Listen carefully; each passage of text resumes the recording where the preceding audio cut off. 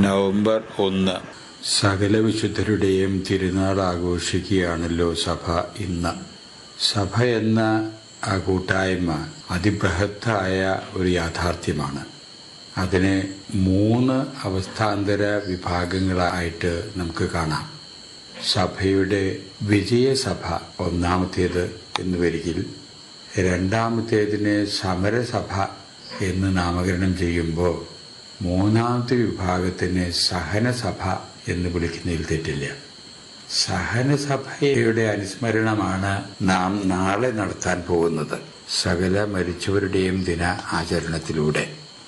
ഇന്ന് വിജയസഭയുടെ അനുസ്മരണമാണ്. ജീവിക്കാൻ വേണ്ടി അവർക്ക് ലഭിച്ച അവസരങ്ങൾ സാധിക്കുന്ന അത്ര ഫലവത്തായ രീതിയിൽ ജീവിച്ച് ജീവിതം ധന്യമാക്കിയവരുടെ കൂട്ടായ്മ. ആ കൂട്ടായ്മയിൽ തന്നെ പല അവസ്ഥാന്തരങ്ങൾ നമുക്ക് ദർശിക്കാനാകും. അതിൽ ഒരു വിഭാഗം സഭ വിശുദ്ധരായിട്ട് നാമകരണം ചെയ്യപ്പെട്ട വലിയൊരു സമൂഹമുണ്ട്. രണ്ടാമത്തെ വിഭാഗം വിശുദ്ധരായിട്ട് നാമകരണം ചെയ്യപ്പെട്ടിട്ടില്ല എന്ന് വരികിലും ആ നാമകരണ പരിപാടിയുടെ വിവിധങ്ങളായ ഘട്ടങ്ങളിൽ എത്തി നിൽക്കുന്ന സഭാമക്കള്. മൂന്നാമത്തെ വിഭാഗത്തിൽ വിടും. നാമകരണ നടപടികൾ പൂർത്തിയാക്കുകയും ചെയ്തിട്ടില്ല, നാമകരണ നടപടികൾ ആരംഭിക്കുകയും ചെയ്തിട്ടില്ല. എങ്കിലും ധന്യജീവിതം, വിശുദ്ധ ജീവിതം നയിച്ച് ഈ ലോകവാസം അവസാനിപ്പിച്ച കോടിക്കണക്കിന് ആത്മാക്കളുണ്ട്.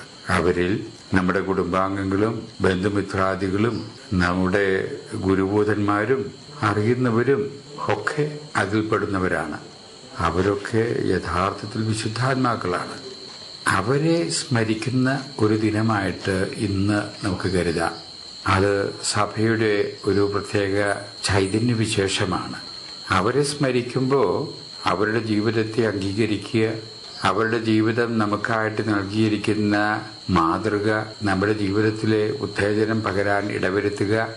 അവരുടെ സമൂഹത്തിൽ ഇന്നല്ലെങ്കിൽ നാളെ നാമും ചെന്നു ചേരേണ്ടവരാണ് എന്ന ചിന്തയിൽ ജീവിക്കാൻ ശ്രമിക്കുക. ഇതൊക്കെയാണ് ഈ അനുസ്മരണത്തിന്റെ ചൈതന്യമായിട്ട് സഭ നമ്മിൽ നിന്ന് പ്രതീക്ഷിക്കുന്നത്.